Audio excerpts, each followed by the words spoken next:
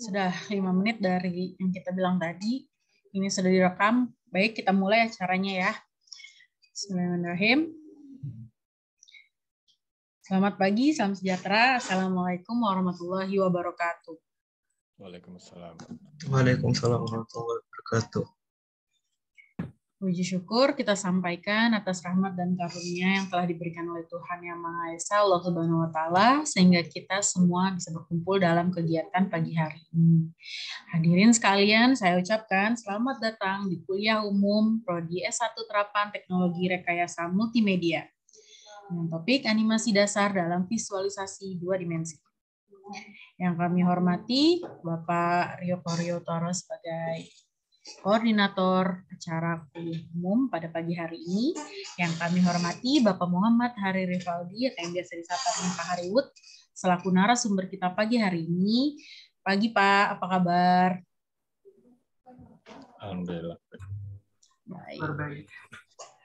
Selanjutnya yang kami banggakan mahasiswa Prodi S1 Terapan Teknologi Rekayasa Multimedia serta hadirin sekalian yang berkesempatan hadir pada pagi hari ini. Alangkah baiknya untuk memulai sekaligus membuka acara hari ini dengan pembacaan doa. Kita berdoa dengan agama dan keyakinan masing-masing, dipersilahkan.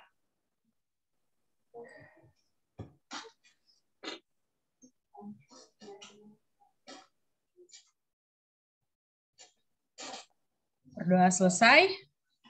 Sebelum memasuki acara agenda selanjutnya, izinkan saya memperkenalkan diri. Saya Zura Latifah, staf sekretaris Prodi S1 Terapan Teknologi Rekayasa Multimedia, Fakultas Ilmu Terapan Universitas Telkom, sebagai MC yang akan memandu jalannya kegiatan pagi hari ini. Selanjutnya, saya akan membacakan rundown acara. Pertama, pembukaan dan pembacaan doa yang sedang berlangsung. Selanjutnya ada sambutan dari Bapak Rio Koryotoro, selaku Koordinator Kuliah Umum Prodi S1 Terapan Teknologi Rekayasa Multimedia, lalu menyanyikan lagu nasional Indonesia Raya dan Mars Telkom University. Selanjutnya masuk ke cara utama kita, yaitu penyampaian materi animasi dasar dalam visualisasi 2 dimensi dengan judul yang dibawakan yaitu Create a Believable Movement for Animation. Selanjutnya ada sesi diskusi dan tanya jawab, lalu foto bersama, dan penutup. Baiklah, masuk ke acara selanjutnya, yaitu sambutan dari Bapak Rio. Kepada dosen kita, Bapak Rio, apakah sudah siap, Pak? Iya, siap. Siap. Baik, sudah terdengar suara Bapak dengan jelas, waktu dan layar dipersilakan. Iya. Ya, terima kasih, Mbak Zura. Bismillahirrahmanirrahim. Assalamualaikum warahmatullahi wabarakatuh. Ya, selamat pagi semuanya. Salam sejahtera untuk kita semua.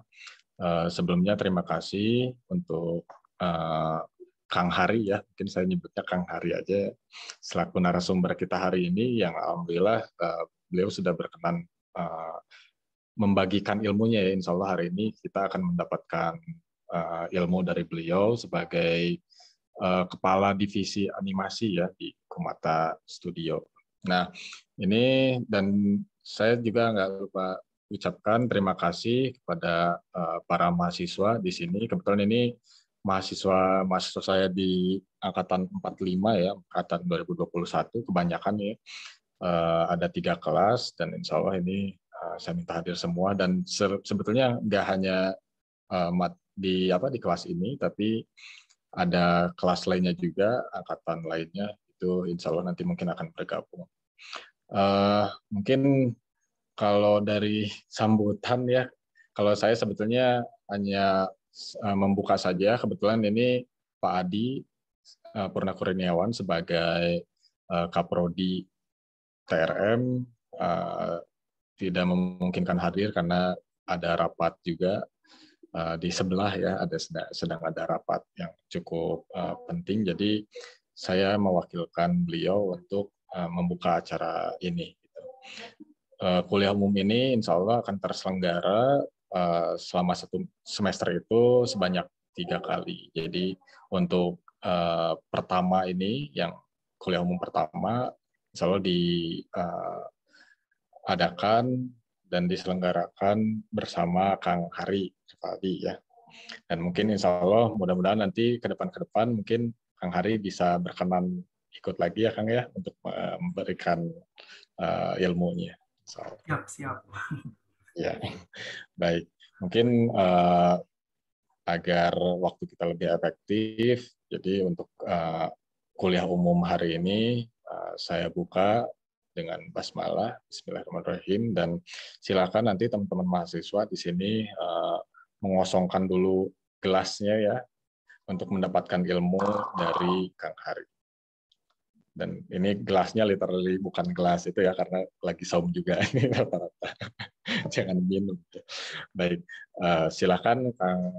Saya kembalikan ke MC Mbak Zura. Assalamualaikum warahmatullahi wabarakatuh. Waalaikumsalam warahmatullahi wabarakatuh. Terima kasih Bapak Rio. Baik, selanjutnya kita akan menyanyikan lagu nasional Indonesia Raya dan Marshalltown University. Harap untuk menegakkan posisi duduk.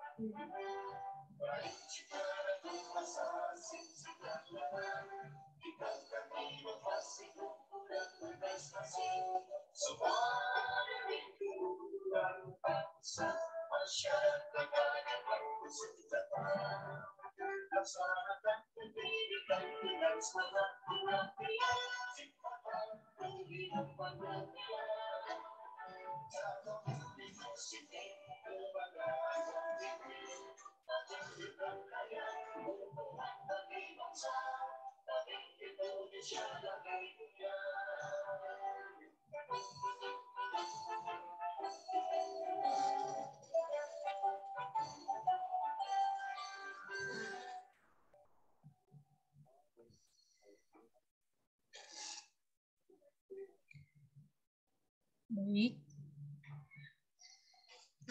terima kasih. Selanjutnya kita masuk ke acara yang telah kita tunggu-tunggu, yaitu acara utama kita, penyampaian materi kuliah umum Prodi S1 Terapan Teknologi Rekayasa Multimedia, Animasi Dasar dalam Visualisasi 2 Dimensi. Sebelumnya, izinkan saya memperkenalkan narasumber pada kesempatan kali ini, yaitu Bapak Muhammad Hari Rivaldi atau Pak Hari, atau biasa juga disebut dengan Pak Hari Bud. Beliau merupakan lead animator di Kumata Animation Studio dari tahun 2016 hingga sekarang. Beliau juga aktif sebagai freelancer 2D artist dan juga aktif mengisi webinar terkait animasi. Jadi tidak menunggu lama lagi, kita masuk ke acara utama kita. Mari kita mempersiapkan hati dan pikiran agar dapat menerima ilmu dalam kuliah umum kali ini. Baik, ke Pak Hari, apakah sudah siap, Pak? Oke, siap. Punten, Pak, suaranya kurang jelas, Pak. Siap. Oh, ya. Baik, baik, terima kasih Pak Hari. Waktu dan layar dipersilakan. Oke, suara saya sekarang udah cukup jelas. Iya, lumayan Pak. Mungkin bisa, kayak tadi lebih jelas seperti Pak. Oke, saya izin share screen dulu ya. Iya, siap.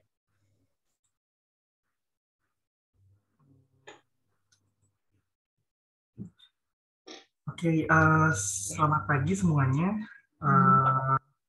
Pada kuliah umum ini, saya mengambil topik animasi dasar, yaitu gimana sih cara kita mengolah acting atau gerakan yang terlihat meyakinkan. Sebelumnya, saya izin perkenalkan diri lagi. Saya Hari, bisa dipanggil dengan Hari Wood. Saya kreator dari Adagio The Series, dan saat ini saya menjabat sebagai Kepala Divisi Animasi di Kumata Studio. Project-projectnya mungkin tahun ini sudah rilis nanti di bioskop, bisa nonton saja nanti di akhir tahun. Warkop The Movie yang kartun tahun ini dirilis itu di Desember nanti.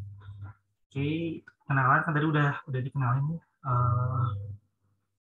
Nah, hari ini apa sih yang akan saya bagikan? Nah, pada di sini ada 3 poin, yaitu observasi. Di sini kita akan menggunakan video referensi sebagai alat bantu untuk menciptakan ulang adegan. Lalu yang kedua, kita bisa melakukan breakdown. Breakdown ini lebih ke gimana cara kita menuangkan ide dan memberikan catatan dari hasil observasi kita ke dalam quick sketch atau thumbnail. Lalu setelah itu, setelah kita studi hasil observasinya, lalu kita akan membuat pose-nya. Atau kita mungkin teman-teman sudah pernah dengar istilah key pose mungkin. Jadi nanti menerapkan hasil riset pada adegan yang akan kita buat sambil memperhatikan aspek teknisnya. Nah, di sini sebelum ke materi utama, di sini saya ingin berbagi pentingnya observasi dan berempati untuk semua profesi sih, terutama untuk animator. Animatornya entah itu kalian jadi karakter animasi atau nanti membuat animasi untuk di game mungkin harus si observasi ini dan empati ini sangat sebuah alat pikir yang wajib ada gitu dari setiap animator. Observasi di sini kita akan mengobservasi bagaimana sih si karakter ini bergerak, apa saja perangainya, fisiknya atau faktor-faktor eksternalnya seperti apa. Nanti kita akan observasi. Terus dengan observasi mungkin kita ngeliat nih di cara orang berjalan seperti apa. Pasti ada perbedaan antara orang-orang yang muda sama orang-orang yang tua itu. Kalau kita perhatikan cara jalannya berbeda-beda. Bahkan sesama orang tua pun mungkin akan beda ya. Mungkin ada orang tua yang senang olahraga sama orang tua yang jarang olahraga, mungkin jalannya akan lebih berbeda gitu. Mungkin yang sering olahraga mungkin jalannya meskipun sudah tua mungkin masih kuat untuk jalan tegap misalnya. Kalau yang sudah tua misalnya mungkin agak sedikit jalan terkaku-kaku atau terbata-bata mungkin. Jadi ya seperti itu observasi, dan setelah itu berempati. Ini adalah pada dasarnya manusia sudah punya rasa ini ya, berempati. Nah, di sini kita berempati, kita sebagai animator memahami, menempatkan diri sebagai objek tersebut. Misal nih, yang tadi kita balik lagi ke kasus contohnya kakek-kakek yang berjalan mungkin ya. Di situ dia membawa barang-barang berat gitu. Nah, di situ kan kita berempati nih pada karakter, bukan berempati kita harus ngebantuin si kakek-kakek itu, enggak, tapi dalam aspek sisi animator kita harus memahami apa sih yang dirasakan si kakek tersebut, apakah dia kelelahan, apakah dia cemas, kesal. Nah, itu kita sebutnya sebagai faktor internal. Nah, nanti faktor eksternal itu nanti apakah si bapak ini merasa kelelahan, gimana sih kalau ekspresi kelelahan itu seperti apa. Nah, itu berempati. Jadi observasi dan berempati untuk animator, sudut pandang animator seperti itu ya. Nah, di sini saya menekankan juga nih, be aware of things around you, we are recreate inanimate object to life.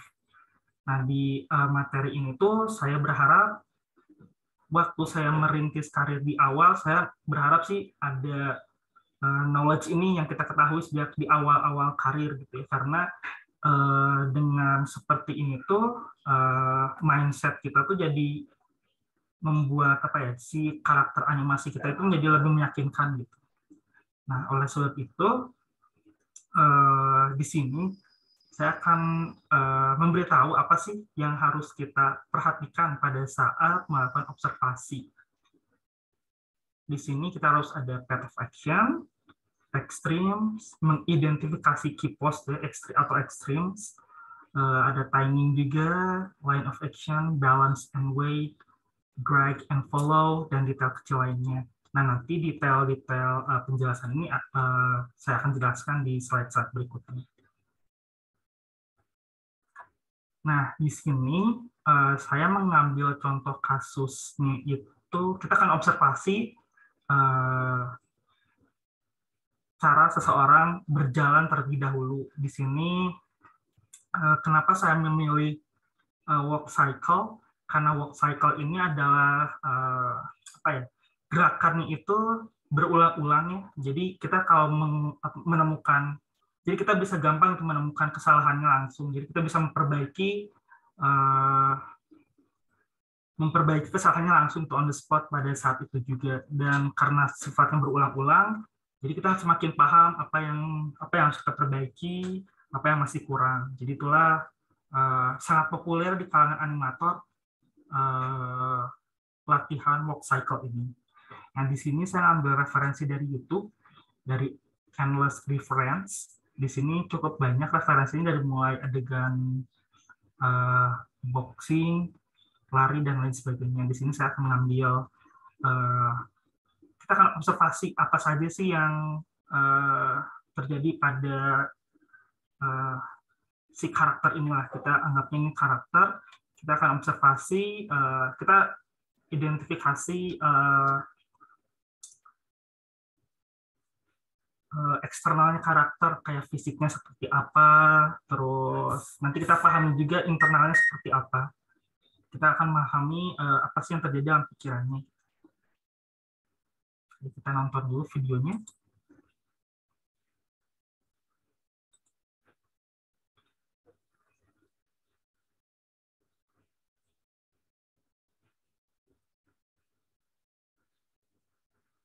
Di sini kita anggap kita lagi ada di taman misalnya. Terus kita ngelihat ada seorang pria kulit putih berjalan misalnya.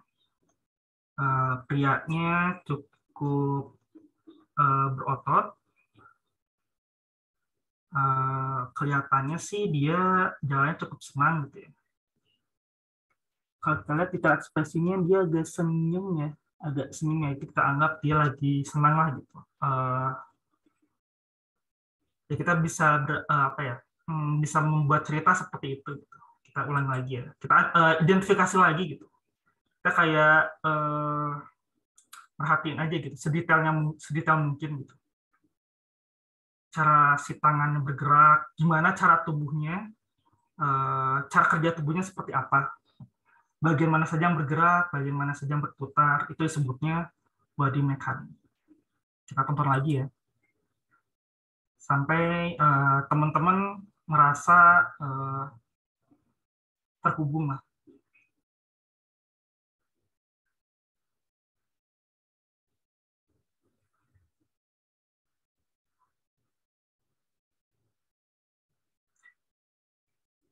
Oke, di sini teman-teman juga bisa bisa memberikan cerita lah dalam hasil observasi kita. Ini misalnya itu tadi misalnya seorang pria kulit putih sedang berjalan misalnya di taman, dia merasa senang, mungkinnya girang, ya merasa senang lah. Kita anggap seperti itu ya. Nah, nanti mungkin kalau untuk animator, nanti kita bisa ngebacanya dari skrip atau enggak dari animatik. Atau enggak kita bisa mulai dari brief supervisor atau sutradara. Nah, nanti mungkin itu akan membantu meringankan observasi kita. Jadi kita mungkin nggak akan terlalu keras berpikirnya gitu. Jadi bisa melakukan hal-hal tersebut lah. Nanti bisa diskusi bareng dengan sutradara ataupun dengan supervisor. Jadi itu bisa kalau di lapangannya seperti itu. Oke, kita mungkin tadi sudah ngambil ceritanya ya. Di sini ceritanya kita ambil seorang pria kulit putih yang ya dia seorang atlet lah ya, kelihatannya seorang berotot. Terus dia terlihat lebih senang mungkin karena THR mungkinnya muncul gitu ya di akhir-akhir ini gitu. Jadi mungkin dia merasa senang. Gitu. Dia mungkin sedang berjalan ke toko mungkin untuk belanja-belanja karena ingin menghabiskan uang THR-nya. Misalnya seperti itu ya konteksnya setelah kita observasi. Nah, di sini ini aspek teknisnya ya. Tadi saya sudah singgung sebelumnya. Di sini saya melihatnya seperti ini ya. Nah, di sini adalah path of action. Path of action itu hampir-hampir mirip sama arc. Kalau teman-teman sudah terbiasa, bukan sudah terbiasa, mungkin sudah pernah menonton video di YouTube misalnya 12 prinsip animasi gitu. Mungkin ada arc, ada path of action. Nah, si path of action ini lebih ke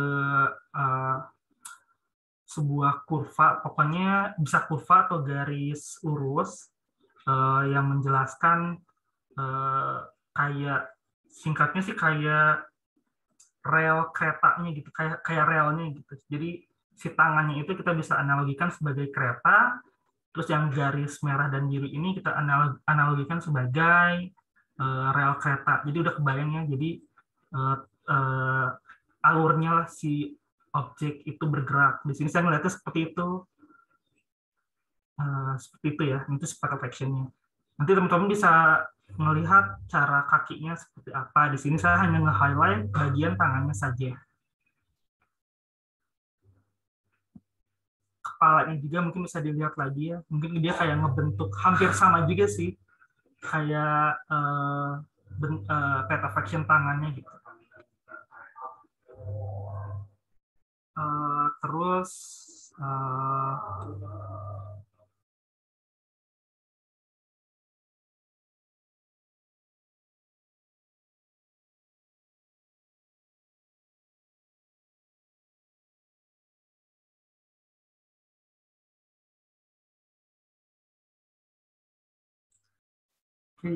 yang berikutnya setelah kita memahami objek tersebut bergerak, path of action seperti apa, Lalu kita bisa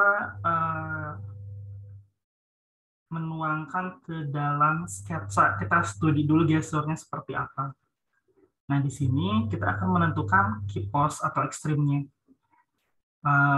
Di sini mungkin di A, kita akan membuat cycle ya, jadi dari A ke B langsung ke A lagi, dan itu terus berulang-ulang. Lalu setelah kita studi gesturnya, di sini kita kalau bisa secepat mungkin sih kita ngetangkap gerakannya seperti apa, kita lihat line of action-nya seperti apa, lalu kalau kita lihat ini di pose A ini bahunya lebih narik ke belakang ya, jadi kayak nge-twisting ke B ini. Kita bisa lihat observasi seperti itu. Lalu yang berikutnya, nah di sini kalau teman-teman lihat, rasain berat si objek tersebut, beratnya seperti apa. Maksudnya berat di sini tuh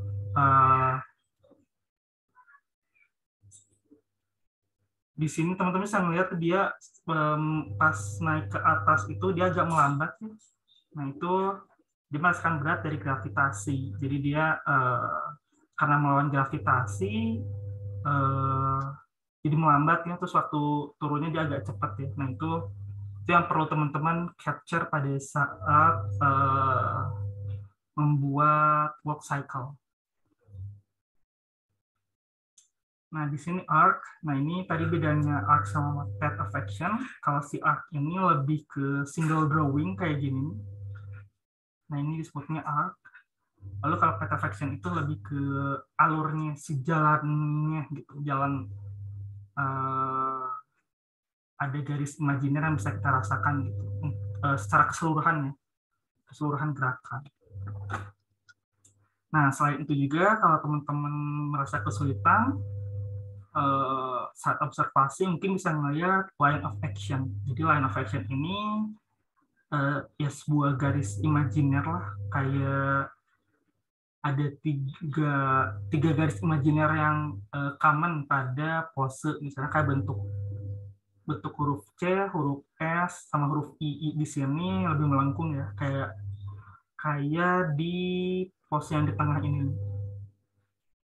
Ini mirip-mirip kayak gini, agak-agak sedikit melengkung, tidak lurus garis lurus. Nah, nanti kita bisa lihat nih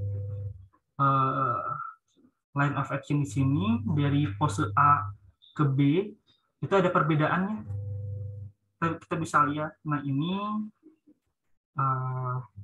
bisa jadi poin yang perlu kita perhatikan pada saat melakukan observasi gitu.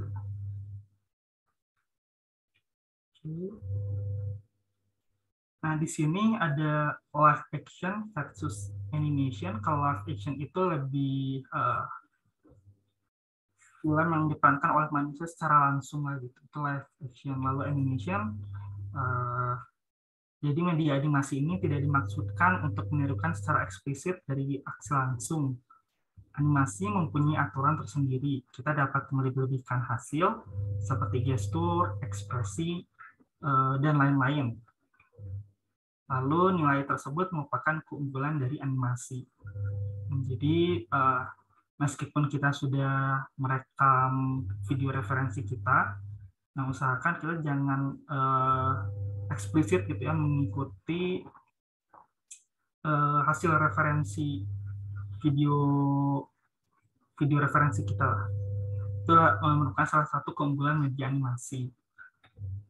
Di sini saya akan menjelaskan proses menganimasi. Dalam animasi itu ada metode yang cukup umumnya dipakai oleh animator. Yang pertama itu adalah pose to pose dan juga ada straight ahead. Pose to pose berarti kita nge-planning pose atau key pose yang menurut kita penting nih dalam adegan tersebut. Lalu kita digambar frame per frame, lalu kita buat breakdown, terus in between. Itu pose to pose ya. Untuk straight ahead, Si straight ahead ini lebih ke sebuah metode dengan cara menggambarkan pose di frame demi frame tanpa ada perencanaan. Jadi kata kuncinya si pose to pose ini nge-planning dulu. Straight ahead ini dia ada planning dalam pikiran, jadi kayak improvisasi gitu. Kalau teman-teman melihat ya musik mungkinnya nanti ada nge-jamming terus spontan di situ, itu mungkin kayak straight ahead lah kurang lebih. Tapi kita ada knowledge gitu dalam pikirannya, tapi nggak tanpa ada perencanaan. Itu maksudnya itu ya jadi nggak nge-planning straight banget, jadi intinya improvisasi lah gitu untuk straight ahead ini. Nah, di sini saya menggambarkan yang tadi ya si karakter yang pria tadi, pria berkulit putih yang berotot, saya coba gambarin sedikit berbeda sih. Nah, di sini saya buat lebih kartun karakternya. Nah, di sini kita akan mengaplikasikan dari desain yang sudah kita sediakan, desain karakter kartunnya. Kita ikutin dari referensi video kita. Nah, di sini kan thumbnail sketch-nya di sini. Nah, ini pose A, yang di tengah ini pose B. Ini langsung balik lagi ke A. Nah, di sini saya ngikutin gimana cara tapi di sini saya pakai pose B, A, B. Sorry, ini kebalik. Nah, di sini di pose B kita melihat kaki ini di depan ya, si kaki kanan ini. Lalu nah ini kita bisa observasi di sini. Jadi kalau kaki kiri di depan,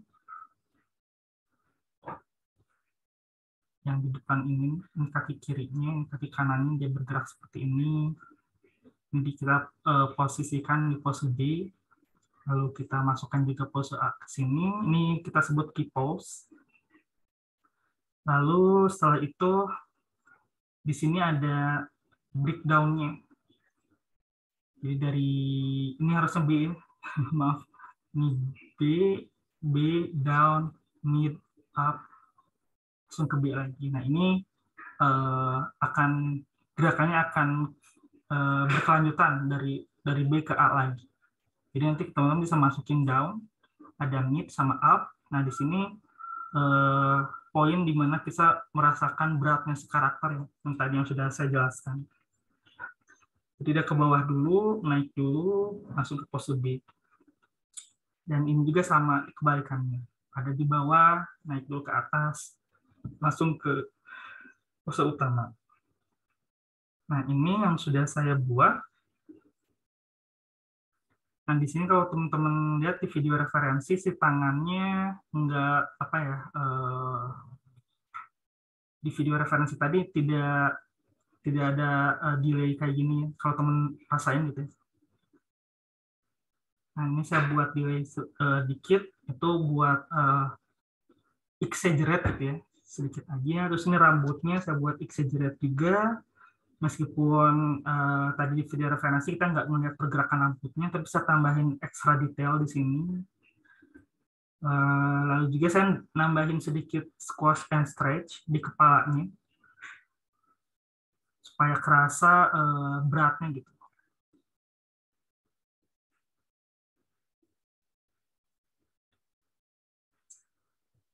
Oke, saya coba summarize lagi. Pembahasan dari tadi, jadi jadikan video referensi itu sebagai alat bantu untuk berpikir, pahami apa yang dipikirkan atau dirasakan oleh objek atau karakter kita. Lalu jangan terjebak untuk mengikuti seutuhnya dari video referensi. Pelajari dan buat ulang pose utama dengan gambar-gambar yang luas sebelum melakukan finishing. Jadi kayak tadi ya, di sini saya melakukan ini dulu, studi dulu nih, pergerakan seperti apa, saya lebih paham. Lalu saya aplikasikan ke karakter ini. Ini referensi buku dalam pembuatan materi ini. Jadi teman-teman misalnya kalau ini yang belajar lebih lanjut, nanti bisa lewat dari buku-buku ini. Ini sangat populer sih di kalangan animator, terutama animator survival kit karya dari Chad Williams itu sangat populer. Terus kalau pengen lebih actingnya pengen lebih advance lagi, nanti bisa baca buku dari Animated Performance Second Edition karya dari Nancy Diman. Lalu ada Preston Blair sama Tony White, ini bagus banget nih untuk lebih ke technical banget sih ini. Dia nanti ngajarin gimana cara gambar, in between. Ini lebih ke teknis banget. Kalau Richard William, acting ada, teknis ada, jadi dia di tengah-tengah gitu. Jadi makanya dia lebih populer di kalangan animator.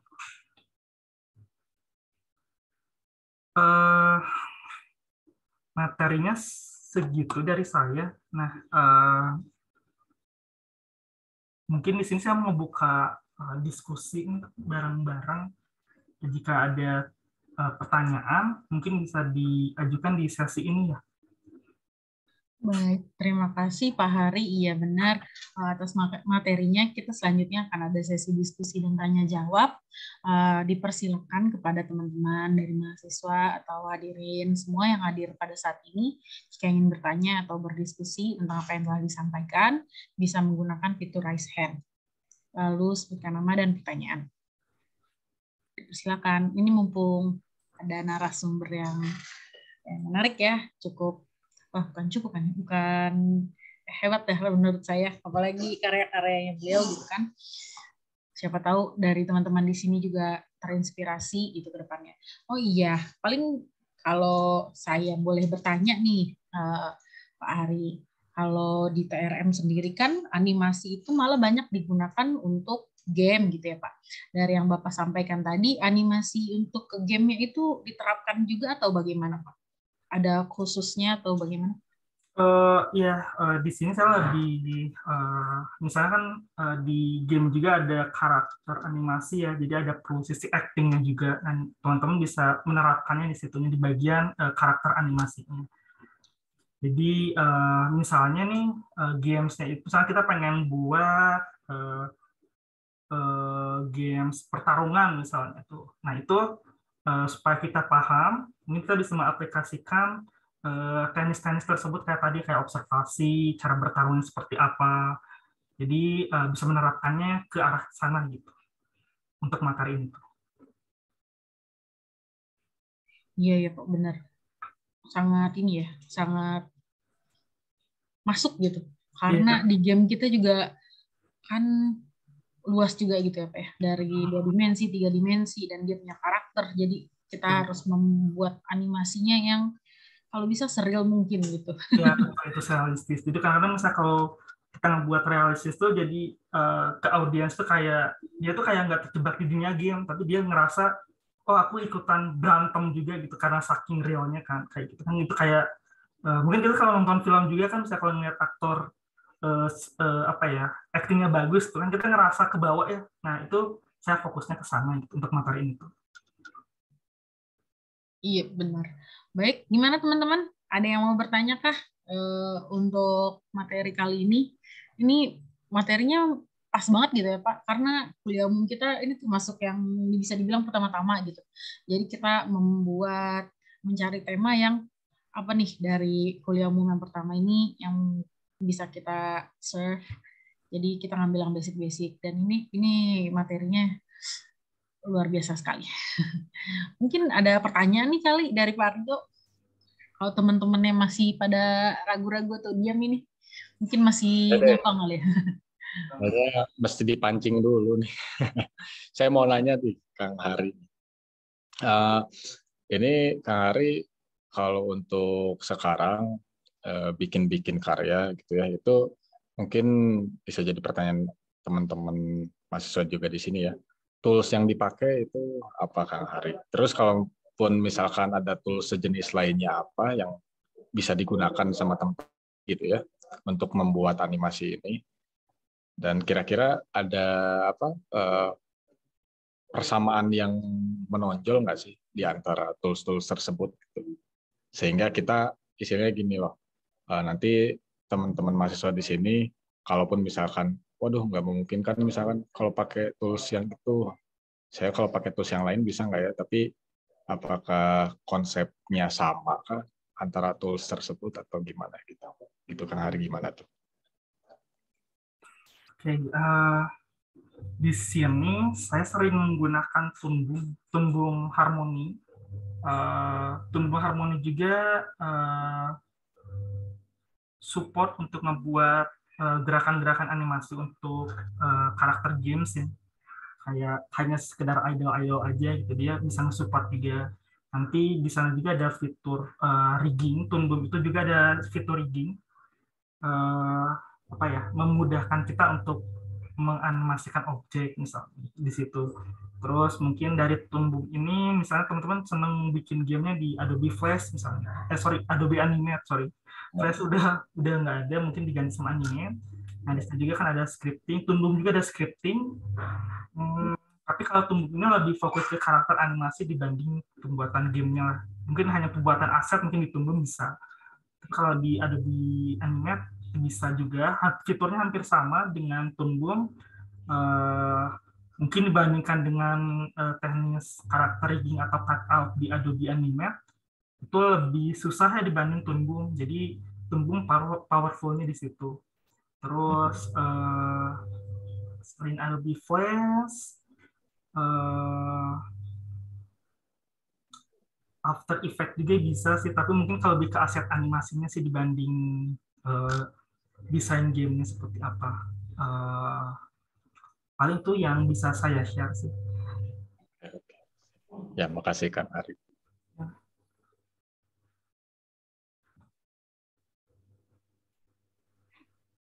Silakan ini yang lain nih. Ayo.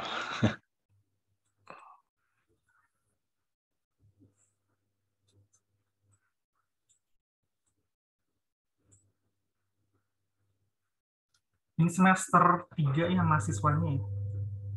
Semester berapa ya, Pak? Ini ada yang baru di semester 1, ada juga yang sekarang masuk di semester 3 ada.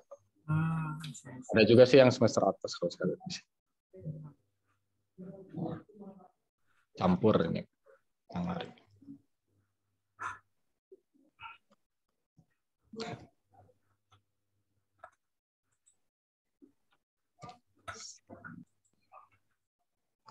Silakan. Ini jadi kebetulan di mata kuliah saya, jadi di semester ini ada satu mata kuliah saya namanya visualisasi digital 2D ya. Dan salah satu bahasanya adalah ke arah animasi gitu. Jadi memang sebetulnya mata kuliah umum ini pas banget ya untuk mata kuliah saya yang ini terutama. Dan itu jadi salah satu bahasan atau topik di mata kuliah saya. Makanya ini mudah-mudahan buat teman-teman semua ya mahasiswa ini pas ya ininya yang dibawakan oleh Mas Hari, oleh Kang Hari, dan saya lihat tadi banyak banget insight yang saya dapetin ya secara pribadi gitu, karena saya pribadi karena memang background-nya bukan animator, saya lebih di programming, jadi saya bisa lebih paham gitu. Animator itu pekerjaan ini seperti apa ya, main jobnya gitu, sehingga nanti ketika kita bersinergi dalam sebuah tim, misalkan bikin game atau apa, nah ketika kita paham pekerjaan tim kita, itu akan lebih memudahkan juga ya nanti ketika brainstorming gitu, menentukan. Itu bisa jadi kolaborasi yang bagus sih, karena setiap anggota berempati satu sama lain. Jadi nanti mungkin hasil gamenya akan lebih bagus. Nah, ada pertanyaan tuh Mbak Zuhra di kolom chat. Mangga dipersilakan kolom chat nih. Muhammad Hisham Fardias nggak mau nanya langsung nih, mumpung live.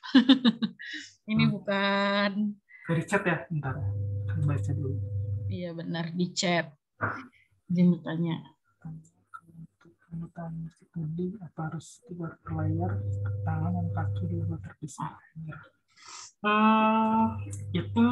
Ini teknis ya, teknis banget. Terima kasih untuk Hisham sudah bertanya. Saya mau jawab. Jadi ini mungkin lebih ke teknis sekali ya. Jadi untuk membuat animasi, untuk dibuat per layer atau terpisah, saya sarankan sih disatukan ya. Tapi misalnya kalau ada adegan misalnya badannya cuma still aja, tapi kita hanya perlu pergerakan badan, itu mungkin bisa dipisah. Jadi cara ngukurnya seperti itu sih.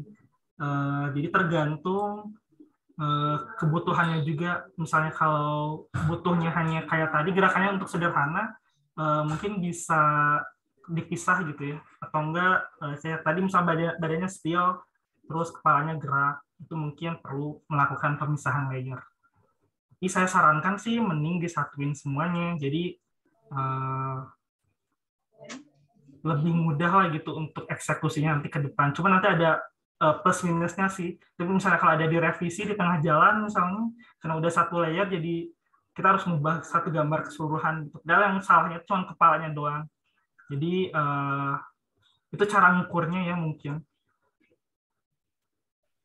Wah, teknis banget. Iya. Mantap. Mungkin memang kalau di sini tuh gitu ya Pak, langsung apa ya? Bukan ke teori gitu ya, langsung ke gimana nih cara nerapinnya gitu. Biar bisa langsung dipakai. Mungkin teman-teman lagi ada yang bisa mungkin diskusi ya. Kan di sini juga udah pada main animasi buat game gitu. Bisa ditanyakan. Mumpung narasumbernya ada. Nanti besok-besok nggak bisa nih. Atau mungkin bisa ya. Baik. Ya, ini nih, ini karya-karya yang dibikinnya bukan kaleng-kaleng. Ayo, mumpung ini. Tanya teknis nggak apa-apa ya, Kak Ari? Tanya teknis kayak barusan juga nggak masalah ya. Nggak masalah. Bagus malah. Betul. Karena di sini memang kalau saya lihat ada beberapa yang saya hafal, memang ada yang udah sering juga bikin animasi ya, ke arah sana kayak gitu. Jadi mungkin tanya teknis akhirnya.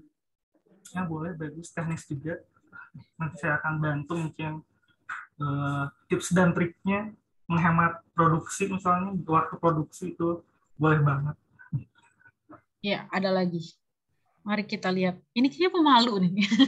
Nggak ada yang mau menampilkan muka dan suara. Oke, baiklah. Ini Abrar Zarifan Syah. Abrar, gimana Abrar? Mana dirimu, tampilkan wajahmu lah. Atau lagi di sini nggak? Oke, ada. Ini wajahnya mana nih? Enggak, kalau diaktifin kamera virtual background hilang, nggak bisa diaktifin. Oke. I got it. Silahkan pertanyaannya, Abrar. Permisi Pak, izin bertanya. Kalau dalam pembuatan animasi itu kira-kira bagian apa ya yang paling sulit pengerjaannya? Banyak ya. Pertama, jika dirasa desain karakternya itu cukup kompleks, misalnya detail banget kayak anime-anime, misalnya dia harus pakai armor, harus pakai headpiece-nya atau apalah, terus dibuat gerak, nah itu cukup sulit ya untuk animasi 2D gitu. Itu akan makan waktu lama. Mungkin bisa disimplifikasi sih. Jadi kuncinya desainnya mungkin bisa dibuat lebih simplifikasi. Jadi kesulitannya di situ sih. Jadi karena animasi itu ya meskipun nanti pakai teknik cut out ataupun frame by frame, tapi lebih nyamannya itu disimplifikasi saja. Jadi ya itu ya, balik lagi yang tersulit itu misalnya kalau pembuatan animasi yang desainnya kompleks, terus kurangnya riset, misalnya riset tuh kayak misalnya kita bikin game tentang pencaksilat, tapi karena kita nggak tahu pencaksilat itu seperti apa, kita malah masukin taekwondo misalnya, kan itu nggak nyambung ya, terus jadi audiensnya merasa apaan sih game itu kok nggak nyambung gitu. Nah itu jadi di desain sama di riset itu paling sulit. Kalau untuk teknis yang tadi ya, kalau bisa menggunakan desain-desain yang sederhana, itu akan lebih menghemat waktu produksi. Seperti itu, Abrar. Semoga menjawab, semoga dapat menjawab pertanyaannya. Baik, Kak. Terima kasih banyak. Thank you, Abra. Ini mumpung kita masih ada waktu ya. Kalau misalnya nggak ada yang mau nanya, nanti ditunjuk nih Pak Arjo. Ditunjuk kesan dan pesannya gimana aja. Jadi sebelum ditunjuk, lebih baik menunjuk diri. Cie.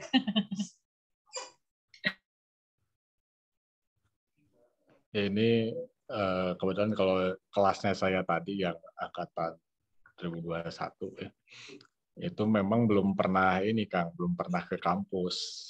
Jadi masih full online. Wah, dia itu cukup mengeluarkan online. Anak 20, anak 21 itu masih full online. Jadi memang kalau kuliah daring juga mas saya pada malu-malu nih kayak mau nanya-nanya. Padahal ini kesempatan langka loh. Nanti susah.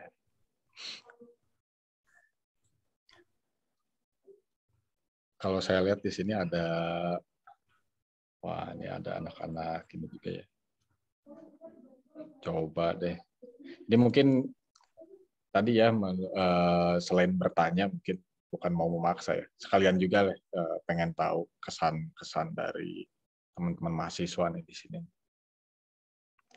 Coba. Ini saya dari angkatan yang belakang dulu aja ya. 19 saya lihatnya ada. Mela. Nih saya ini ya. Mel, lagi ada nggak nih Mela di? Halo Pak Rio. Nah, coba Mel, ada sharing kesan-kesannya ikutan kuliah umum dan materi yang tadi disampaikan sama Kang Hari gimana Mel?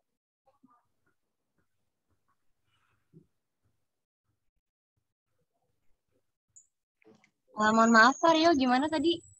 Lagi di jalan. Oh, tapi nyimak nggak Mel barusan Mel? Nyimak. Tadi ngeresum yang dijelasin sama Pak Hari. Sedikit. Menurut Mela gimana tuh Mel? Ilmu yang di-share sama Kang hari ini gimana tuh? Menurut aku sih kayak udah bagus sih Pak, tapi mungkin kalau dari aku mungkin saran ya Pak. Mungkin kita mungkin nanti ke depannya bisa bikin kayak demo gitu, demo buat animasi gitu. Jadi kita para peserta bisa tahu nih Pak Hari sendiri itu konsepnya gimana kalau bikin animasi, terus juga awalnya dari apa, terus juga mungkin toolsnya yang dipakai itu apa gitu. Jadi bisa kita ikutin, terus juga bisa kita lihat gitu. Mungkin itu sih Pak, tapi selebihnya udah keren banget Pak Hari, makasih. Terima kasih. Oh ya, tadi tuh saya mau masukin itu sih live demonstration untuk pembuatan animasi, tapi takut nggak keburu. Tapi nanti saya akan kasih file Toon Boom animasi. Saya udah siapin. Nanti teman-teman bisa diulik-ulik dulu gitu. Nanti bisa diulik-ulik lah file mentahan. Wah, sip, makasih banyak itu. Oke, makasih Pak Hari. Ini pengen langsung ngorek ininya, Kang Ari, langsung ngorek teknis ya kayaknya. Betul. Biasa anak-anak sini memang langsung ke teknis soalnya.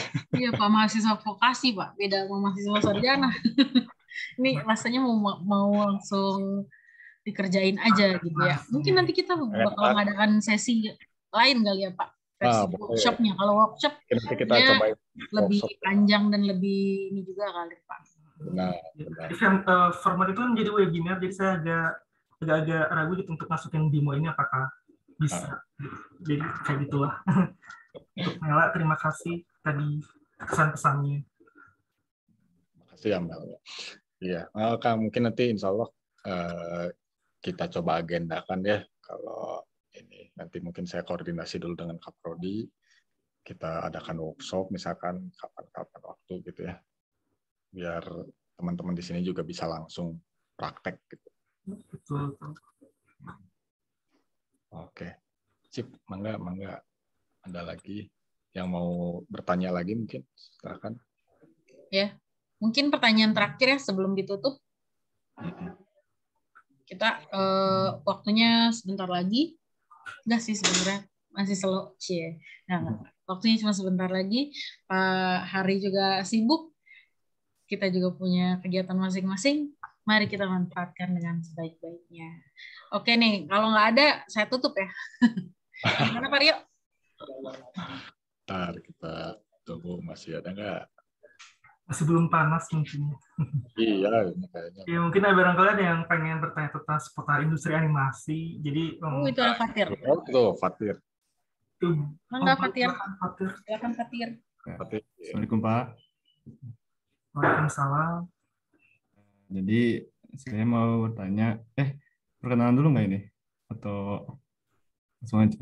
Apa kenalin dulu. Dari kelas berapa gitu? Udah pernah ke kampus belum Fatir?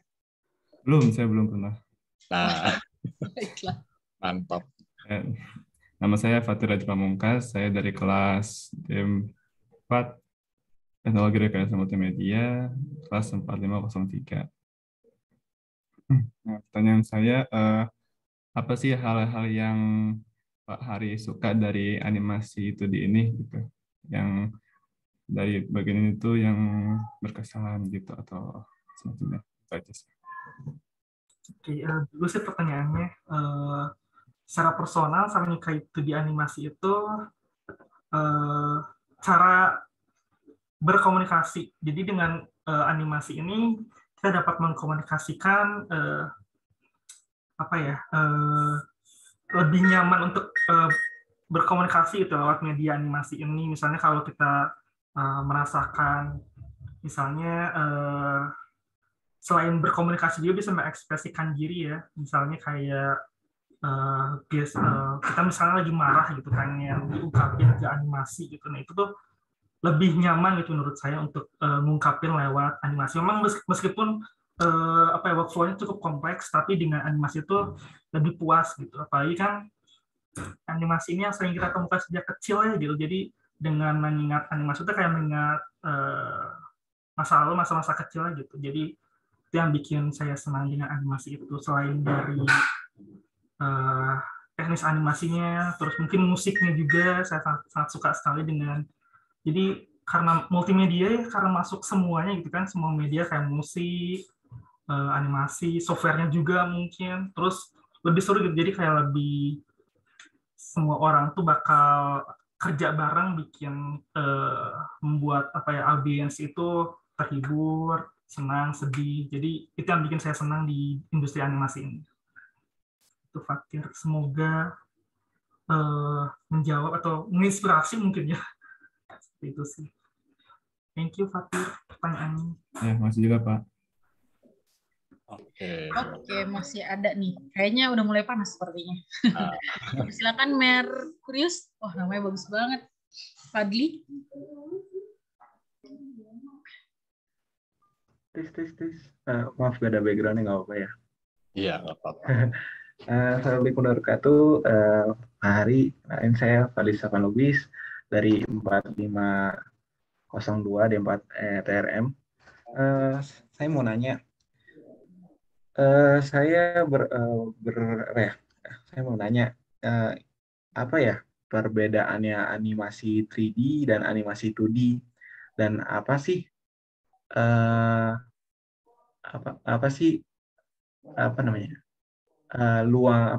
lapangan kerja, perbedaan lapangan kerja di animasi 2D dan 3D. Apakah berbeda banget atau bisa di-combine gitu. Jadi 2D bisa masuk 3D, 3D bisa di 2D-in. Apakah berbeda banget atau ya bisa ada link-nya. Oh iya, oke. Pertanyaan yang cukup bagus. Sebelumnya saya memang belum ada pengalaman di 3D, tapi saya mempunyai beberapa teman-teman dari hijrah dari 2D ke 3D gitu. Dan itu ya proses hijrahnya itu 2D ke 3D, kata mereka mudah karena basicnya dia dari 2D kan dia sudah ada pengalaman menggambar dan basic fundamental drawing cukup bagus lah dia itu pada saat itu ya. Terus waktu pindah ke 3D dia lebih mudah karena prinsip animasinya dia sudah paham, dan teknis-teknis dan sebagainya udah paham, hanya tinggal menyesuaikan dengan softwarenya saja. Itu sih curhatan mereka gitu. Saya juga kan penasaran sih, pengen masuk ke 3D juga gitu, karena kayaknya lebih seru 3D gitu, karena kayaknya lebih gampang, nggak perlu banyak gambar satu-satu gitu kan, udah ada modelnya kan digerak-gerakin. Jadi tapi kadang lebih puas di 2D sih. Jadi perbedaan itu mungkin ya secara media juga. Biasa kalau 3D itu bisa makan jumlah banyak orang ya, timnya gitu. Misalnya ada tekstur artis, terus rigging artis, modeler 3D itu lebih banyak lah gitu. Dan 2D biasanya tekstur, misalnya terus model dan sebagainya itu karena bisa dikerjain sama animator sendiri gitu. Jadi perbedaannya mungkin di situ. Terus untuk bisa match linknya mungkin ya tadi mungkin akan lebih mudah, misalnya kalau jika seorang animator 2D yang berpengalaman pindah ke 3D itu akan lebih mudah gitu, proses hijrahnya lah. Jadi proses transisinya itu akan lebih mudah. Terus dan animator 3D juga sih, tapi pengalaman ya berdasarkan teman-teman gitu ya, kadang-kadang ada ngeklaim bahwa animator 3D itu nggak perlu bisa gambar gitu, karena nanti toh bakal disediain sama model dan lain sebagainya lagi. Tapi dalam satu sisi itu emang iya bagus gitu, tapi kekurangannya nanti misalnya kalau kita nggak bisa gambar, kita sulit memvisualisasikan ide berupa berbentuk sketsa gitu dan sebagainya. Itu kan lebih nyaman gitu untuk anak-anak 2D, itu lebih nyaman di situnya. Kalau 3D dia bilang ngeklaimnya seperti itu, tapi lebih baik siapapun yang berkecimpung di industri kreatif ini setidaknya bisa menggambarlah dalam ruang gitu. Jadi bisa paham cara gambar perspektif, anatomi dan sebagainya, itu sangat dianjurkan lah gitu untuk tahu gitu. Itu mungkin Merkurius, semoga terjawab ya. Aku boleh nambahin kah? Halo. Halo. Apakah saya boleh nambahin? Enggak, Pak. Dipersilakan. Bang. Mas Babi. Oh, halo Mas Bambi. Apa kabar? Silakan, Mas? Pak. Pak, Mas Bambi silakan. Ganti nama biar nggak bingung. Oke. Salam animasi. Ini Mas hari ini orang hebat banget sih. Aku ikut ke fans sebetulnya. Nambahin aja bahwa sebetulnya gini, 2D sama 3D kan tadi ya basicnya mungkin bisa saya sama. Cuman emang kayak anak sekarang kan ada yang pengennya semua serba yang instan, pengen cepat, pengen segala macam. Nah, biasanya sih anak sekarang kalau ditanya kenapa nggak bisa bikin animasi, nggak ada laptop. Begitu udah ada laptop, nggak bisa bikin animasi karena nggak punya Wacom atau nggak punya Huion gitu. Jadi alasannya alasan alat. Padahal balik lagi ya, 2D sama 3D itu kan sebenarnya intinya adalah sama-sama membuat animasi. Bedanya kalau 2D itu kemampuannya lebih ke art, ke seni. Itu walaupun kita pakai digital, tapi tetap menggambarnya kan menggambar manual gitu ya. Cuman dipindahkan ke dalam digital. Sedangkan 3D itu lebih kepada ilmu yang kayak matematika atau logika gitu loh. Jadi dia harus tahu sumbu X, Y, Z, terus kemudian kalau kita di 2D itu mau menggerakkan gambar kan dibikin frame-nya, dibikin manual gambar. Sedangkan kalau 3D itu yang kita udah tahu tadi dari 2D, kita gerakan dari karakter modelingnya gitu loh. Nah, jadi sebetulnya melengkapi aja sih bahwa sebetulnya kadang-kadang kan ada orang yang pengen bisa animasi tapi dia nggak bisa gambar bagus. Nah, sebetulnya buat mereka yang memang suka animasi tapi gambarnya kurang oke, bisa langsung masuk ke 3D misalnya. Selama dia tahu ngurusin tadi ya, modeling sama logika sama sumbu X, Y, Z-nya mau diapain. Karena sebetulnya gini, aku sempat ngajar waktu itu, ngajar yang Toonboom, karena Toonboom ini kan ya kayak Mas Hari, kenapa dia ngurusin Toonboom itu, sebenarnya Toonboom itu bukan satu software yang segala-segalanya, cuman di industri animasi luar negeri itu banyak sekali pekerjaan yang pakai Toonboom. Sedangkan di Indonesia tuh orang yang bisa Toonboom tuh langka. Makanya aku ngefans sama Mas Hari karena salah satu orang Indonesia yang bisa menggunakan Toon Boom dengan baik. Nah, aku sendiri baru belajar tahun lalu ya. Baru aja, padahal pengennya udah dari tahun 2013, tapi di Indonesia tuh susah banget untuk belajar Toon Boom gitu kan.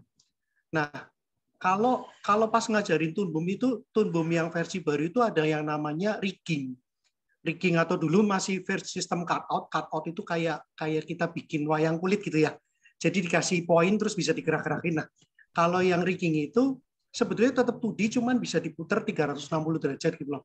Nah, makin ke sini makin keren, makin canggih, sehingga waktu aku sempat mengajarkan rigging dari Toon Boom kepada peserta yang kebetulan setengahnya itu anak-anak 3D, pada saat diajarin yang frame by frame kan mereka pada ngomel gitu ya, susah gitu loh. Tapi begitu dikasih yang versi 3D rigging, mereka langsung bisa bikin dengan bagus dan melebihi melebihi sama orang-orang yang baru pertama kali belajar pegang Toon Boom gitu loh. Karena di otak mereka udah tahu persis, mereka nggak mau bukan nggak mau ya, gambarnya nggak terlalu bagus, tapi kemudian begitu dapat riggingnya aset dari 2D yang bentuknya Toon Boom ini langsung tinggal digerakin kan, tinggal diganti ekspresi, yang kita ganti wajah, ganti bibir itu tinggal pakai drawing substitution gitu loh. Jadi itu tuh benar-benar mempermudah, malah buat mereka-mereka yang tadinya menggambarnya nggak terlalu bagus, tapi karena mereka udah tahu prinsipnya, sudah tahu cara ngitungnya pakai frame by frame, sehingga pada saat masuk ke nge-animate itu baik 2D maupun 3D langsung ya udah tinggal digini-gini. Buat mereka jauh lebih lebih menguntungkan, dan beberapa orang malah bilang lebih asik pakai ini gitu loh. Walaupun itu termasuk 2D ya. Kira-kira gitu sih, nambahin aja ya. Malah aku jadi ngomong panjang lebar. Terima kasih banyak. Balik lagi. Terima kasih Mas Bambi. Benar, saya juga sedikit menanggapi mungkin Kang Hari ya, tadi keinget tuh dari Mas Bambi terkait ini bukannya mau bawa-bawa merek atau gimana ya, cuman memang kebetulan kalau di kami nggak pakai Toon Boom sih sebetulnya, tapi nggak apa-apa, ini pengetahuan aja. Saya pribadi sama Mas Bambi, yang saya tahu yang pengguna Toon Boom itu memang masih langka ya. Kang Hari ini ini Kang Hari orang kedua. Saya pertama tahu tuh mungkin Mas Hari tahu ya, Mas Alfi yang punya Kampung Monster. Nah, itu mungkin Mas Bambi tahu ya, Mas Alfi itu juga bikin. Cuman kalau dia karena seringnya ke mitologi. Betul. Dulu saya kebetulan barengan sama Mas Alfi ngajar saya sebutin merek jangan ya kalau itu ya. Cuman beliau ngajar animasi, kalau saya ngajar game lembaga kursus lah gitu ya, ininya lembaga kursus lah kayak gitu. Sekarang udah jadi politeknik. Jadi memang pas saya lihat ini Toon Boom powerful banget nih buat animasi. Cuman memang kalau dari segi tools saya lihat memang betul ya Kang Arya, ini mirip banget sama Adobe Flash. Kalau dulu saya mainan Flash kan, jadi ini Flash ya. Iya. Sekarang kan Animate. Sekarang Adobe Animate, benar. Dari timelinenya, dari panel timelinenya kan itu mirip gitu dengan itu. Makanya ini buat teman-teman mahasiswa nih, terutama nanti ketika kalian udah kenalan misalkan dengan Adobe Animate atau apa, nah itu maksud saya itu ketika kalian udah kenalan dengan satu tools untuk entah itu di sini kan dalam membuat animasi dan lain, kalian ketika nanti kenalan dengan tools lainnya, menurut saya sih nggak akan terlalu jauh beda ya, jadi nggak akan kaget. Yang penting justru di sini adalah prinsip-prinsip yang harus dipakainya. Nah, makanya hari alhamdulillah nih banyak insight secara prinsipal gitu yang diberikan atau fundamental yang diberikan, dan itu harus teman-teman mahasiswa sini pegang. Ya, ini kita jadi ngobrol bertiga ya. nambahin. Jadi buat teman-teman mahasiswa juga bahwa tools atau software itu bukan segala-galanya gitu loh. Jadi kalau kita udah bisa belajar salah satu aja, misalnya 2D-nya pakai apa, terus 3D-nya pakai apa. Nah, pada saat kita masuk industri kadang-kadang memang tidak semua studio itu punya software yang seperti kita mampu gitu loh. Tapi sebetulnya nggak ada masalah, tinggal belajar dikit kayak tadi kan kata Mas Rio juga. Kalau kita udah tahu Adobe Animate, begitu pindah ke Toon Boom, justru di Toon Boom ada lebih hebatnya di sini, kurangnya di sini. Sekalipun misalnya kita belajarnya Blender itu buat 2D bisa buat 3D. Cuman memang semuanya customize ya, kita bikin sendiri gitu loh. Jadi bahkan kalau kita mau pakai rigging sebenarnya di Blender juga ada, tapi yang simple ya. Kebetulan kalau yang Toon Boom, apalagi Toon Boom ini memang yang dia bisa bikin rigging dan 360 derajat muter. Tapi kalau rigging simple yang cuma satu sisi sebenarnya beberapa software juga bisa gitu loh. Mau pakai Animate bisa, pakai After Effects juga bisa. Nah, makanya buat teman-teman jangan jadi apa ya? Kalau nggak Animate mati aja gitu loh. Kalau nggak Maya mati aja. Nah, justru software apapun selama kalian tahu cara menggunakannya, begitu pindah itu cuma tinggal mempelajari ini doang kok beda timeline-nya, beda template-nya sedikit, beda tampilan UI UX-nya gitu loh. Tapi kalau kita udah tahu persis, oh berarti kan tinggal ngitung ini. Makanya kalau misalnya aku ngajar, aku juga bilang Photoshop itu bisa buat bikin animasi loh. Nggak harus ke Animate. Tapi balik lagi, seberapa kita tahu kan, karena menurutku sih nggak ada yang ngajarin Photoshop itu bisa buat animasi, tapi sebenarnya bisa. Cuman misalnya buat bikin lip sync lebih susah. Tapi kan bukan berarti nggak bisa gitu loh. Apalagi sekarang ada CSP lah, ada segala macam. Terus yang bisa dipakai HP, bisa cuman pakai jari, bisa bikin animasi. Jadi sebetulnya balik lagi, yang namanya alat atau software itu alat bantu loh. Tergantung manusianya, balik lagi gitu ya. Ini malah jawabnya jadi lebar banget. Balik lagi dia. Terima kasih sudah menambahkan. Jadi ya itu ya teman-teman. Jadi materi yang saya bawa ini lebih menunjukkan ke pemahaman ya. Jadi semoga dengan basic ini tuh sebuah alat bantu ya, nanti alat bantu berpikir bisa diaplikasikan ke tadi karakter animasi ataupun untuk karakter gamesnya nanti seperti itu. Dan seru sekali hari ini teman-teman. Dan kalau ada pertanyaan bisa tanya lagi ya teman-teman. Silakan. Ya benar, masih diberikan kesempatan. Saya tadi cuma gertak doang, nggak bercanda. Biar panas, tapi sepertinya sudah panas sih. Seru banget dari Pak Bambi, terima kasih Pak. Terus buat teman-teman juga mungkin kalau misalnya ada yang ini, mungkin sebasic-basicnya kalian tanyain di sini masih masuk. Kalau misalnya di kuliah umum selanjutnya atau di kesempatan selanjutnya workshop nanya yang basic-basic mungkin udah bakal malu ya. Oh udah bukan ini di pembahasannya. Ini sekarang masih boleh nih bahas-bahas kayak gitu.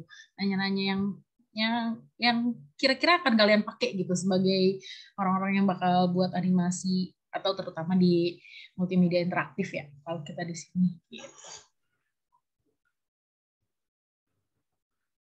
Oh iya Pak, mau nanya deh Pak, kalau gitu saya kan walaupun saya bukan mahasiswa sini ya Pak ya, walaupun staff gitu, sering denger kan kalau misalnya di prodi kita tuh sering mainnya VR, sering main AR, itu animasi juga ada yang kalau AR enggak ya, tapi kalau VR kan juga lumayan itu. Itu animasi itu bisa dimasukin kemana aja ya Pak?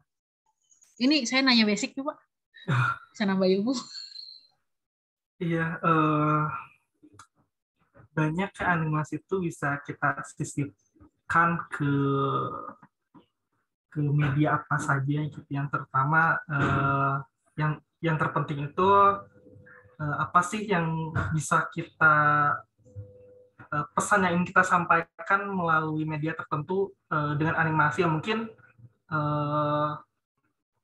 kayak ya tadi VR, terus kayak games, terus video edukasi mungkin itu akan lebih membantu ya dibandingkan kita harus baca buku kan malas banget ya. Tapi dengan video misalnya dari TED Animation itu cuma hanya 5 menit atau 6 menit kan udah nge-cover beberapa materi. Nah itu mungkin bisa kita diselipkan ke sana sih. Jadi tergantung dari apa yang ingin kita komunikasikan dan target audiensnya seperti apa gitu. Jadi itu mungkin yang bisa saya jawab. Baik, terima kasih Pak. Memang sih ya Pak, kalau animasi itu kita bisa lihat di mana-mana. Kayak stiker aja tuh udah animasi gitu ya. Lucu-lucu gitu kan. Jadi kayak penerapannya tuh udah banyak. Gitu. Jadi ya kalau misalnya mau diterapin kemana-mana, kalau basicnya kurang oke, jadi kan kurang bisa gitu ya. Kurang bagus juga. Jadi emang kalau untuk bisa itu ya harus dari basic dulu gitu. Kita harus bisa kemana-mana. Kita harus tahu nih jalannya kemana gitu. Yang tadi saya dapat sih kalau dari penjelasan Bapak tuh kita harus observasi dulu ya kalau pengen kita animasi dan kita harus feel, kita harus merasakan empatinya, gimana dia tuh lagi ngapain sih, apa yang dia rasain gitu kan. Oh keren banget sih Pak. Saya kira animasi itu gampang tapi ternyata susah. Tapi ternyata Itu gampang. basic pemahaman yang harap saya ketahui gitu waktu saya mulai berkarir di animasi, karena animasi itu ya balik lagi kita pengen capture reality gitu ke sebuah gambar, satu gambar gitu kan. Itu oh iya ternyata keren nih kalau kita bikin animasi dengan pemahaman seperti ini di awal, audiens kita tuh akan ngerasa engage gitu sama animasi kita gitu. Jadi nggak cuma gerakan kayak wayang, cuma gerak-gerak gini doang, tapi kita bisa kayak gimana sih kalau orang marah, terus bisa gesturnya seperti apa. Jadi itu basic pemahaman yang harus kita ketahui di awal-awal gitu, pada saat mulai animasi. Sebenarnya ada 12 prinsip animasi nih, itu basic knowledge yang perlu diketahui, dan ini tuh cukup common dan materi ini tuh bisa didapatkan di internet. Tapi kalau materi pemahaman seperti ini saya cukup sulit kecuali kursus online mentoring langsung gitu. Nah, itu biasanya ini mahal itu di situ. Jadi saya coba sharekan di sini, bagiin ke teman-teman mahasiswa di sini, barangkali senang dengan animasi. Nah, ini alat bantu berpikirnya gitu. Itu. Ya betul. Luar biasa. Ya saya sedikit ini juga ya, Kang Ari jadi pengen diskusi ini terkait itu ya. Nah, karena saya dulu nih, saya zaman kapan ya itu, kan lumayan tuh peranimasian di Indonesia ya yang masuk TV terutama pada masuk. Cuman sayangnya tuh kita secara mimik wajah, ekspresi wajah dan itu nggak ada gitu ya. Jadi datar-datar aja gitu kan. Ya, betul. Makanya feel-nya tuh nggak dapet gitu. Sayangnya kan seperti itu. Jadi kurang ngerasa engage ya. Jadi kadang-kadang ya itu kurangnya. Cuman ada sekarang sih kalau saya lihat nonton ya animasi Indonesia sudah mulai menuju ke kualitasnya lah gitu, dan mulai ekspresi gesturnya itu udah bagus-bagus gitu. Itu ya itu kan karena bertahap ya, karena pemahaman ini juga observasi dan empati itu memang nggak bisa diasah selama kelas kuliah umum ini aja, dan itu pun aku up and down-nya gitu, maksudnya gimana sih cara lebih praktikalnya, misalnya kalau ini gimana sih memahami dari buku misalnya, itu kan agak susah ya nge-translate ke pemahaman itu memang butuh waktu ya teman-teman. Jadi setelah kuliah umum ini diharapkan sih dengan modal knowledge ini bisa diterapkan ke depannya lebih mudah lah. Terima kasih banyak. Sama satu lagi mungkin kalau mau saya tambahkan, Kang Ari, karena kebetulan di sini prodi kami ini kan memang sebetulnya bukan DKV ya, jadi memang bukan pure ke arah animasinya. Cuman memang animasi ini adalah salah satu bagian yang memang kami geluti juga, karena utamanya sebenarnya kami ini di media digital atau teknologi interaktif gitu ya, multimedia interaktif. Jadi interaktivitasnya nanti yang akan digunakan gitu ya, yang utamanya di sana. Cuman kan untuk menuju ke sana ya tadi balik lagi engagement juga gitu ya. Dan kita harus benar-benar paham, ketika kita memahami nanti tim kita, misalkan ada yang animatornya dan lain-lain seperti itu sehingga karya yang kita buat itu atau produk yang kita buat itu nanti akan lebih baik lagi kan. Itu memang idealnya harusnya seperti itu gitu ya. Karena ya saya juga sempat ada pengalaman juga ketika misalkan bikin game atau apa, ketika teamwork-nya memang benar-benar udah sampai nggak hanya sekedar kerja gitu ya, tapi saling paham dulu karakter masing-masing personnya gitu ya, itu kita bisa mempermudah pengerjaan kerjaan yang kita kerjakan gitu ya. Gitu ya. Setuju sekali sih dengan ya itu, balik lagi teman-teman, kalau udah masuk industri kan kita kerja sama orang ya, nggak bisa sendirian, apalagi misalnya kalau targetnya itu outputnya capaiannya cukup cukup tinggi misalnya kan kualitasnya, dan itu pun kita harus berempati ya sama kru lain. Ini misalnya secara konsep bagus, tapi secara eksekusi produksi misalnya kalau dalam sisi game misalnya ini kayaknya tidak achievable misalnya. Nah, dengan seperti itu tuh kita bisa memperkirakan dengan berempati itu kedepannya akan seperti apa gitu kan, menangkal kesulitan selama produksi sampai pasca produksi seperti itu.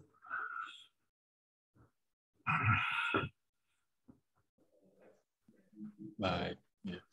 Oh iya, ini kebetulan Kang Hari nih sambil perkenalan juga. Kebetulan ini Pak Kaprodi kita sudah hadir nih, Pak Adi Purnakurniawan, terus ada dosen lainnya, ada Bu Anti, Pak Priyanti Putri Sujana sudah hadir juga. Maka Pak Adi, bagaimana Pak Adi? Nah ini Pak Adi. Terima kasih Pak Adi sudah menyempatkan hadir Pak Adi. Assalamualaikum Pak Ari Rivaldi. Waalaikumsalam. Selamat siang, Pak. Selamat siang. Terima kasih atas kehadirannya. Mohon maaf baru join karena baru ada agenda prodi. Iya, tidak apa-apa, Pak. Terima kasih sudah mampir ke sini.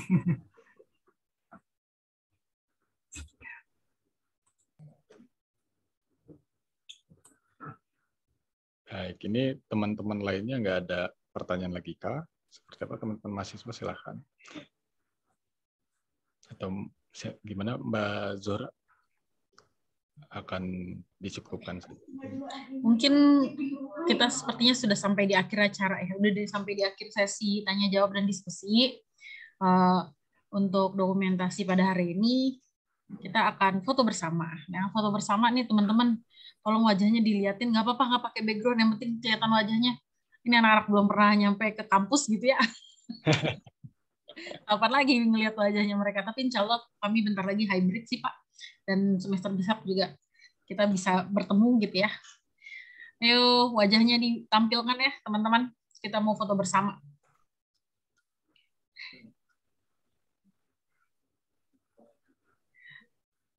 Di absen. Makanya di absen loh. Ya, nanti presensinya ya, Mbak Zura ya. Siap, presensi. Ini foto bersamanya Mas, screenshot. Oke. Yuk teman-teman yuk.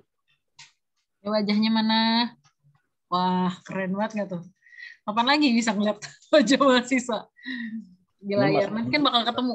Insya Allah. Oke. Apa kita mau gaya apa? V lah ya, V buat vokasi. Vokasi besar. Besar dulu. V besar. V Pak, atau gini, V aja lah. V besar, 1, 2.